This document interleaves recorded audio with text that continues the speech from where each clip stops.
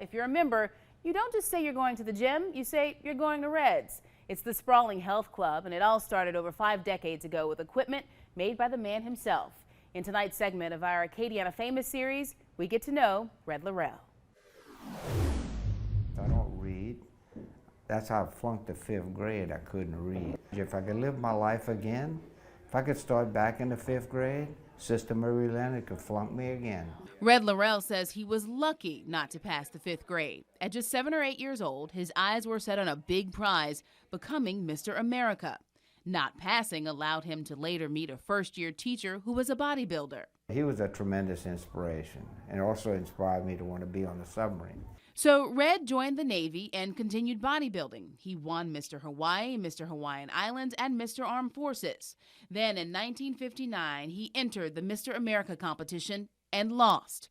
But the very next year, victory. Everybody who won the Mr. America back then all opened up a gym. And in 1963, that's exactly what he did. This is my life. This is my passion. From a little building on Johnston Street. I didn't have any money. I borrowed $200 from my dad to pay my first month rent and built my own equipment. To one of the largest, most complete health clubs in the South. Nowhere in my wildest dreams in 1963, I thought I would still be here 55 years later. It's been an unbelievable experience, but a lot of that's because of Lafayette. When I stepped off Trans-Texas Airlines, September the 9th, 1959, I didn't realize that day I'd stepped off in heaven.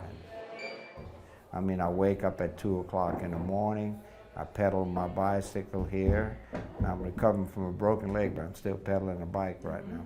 He's a lover of vanilla ice cream from Borden's, of course. Staying young would be his superpower. He's built over a dozen planes and can fly them as well. His wife and 4 children are the most important parts of his life. And he says his motivation for it all came from within.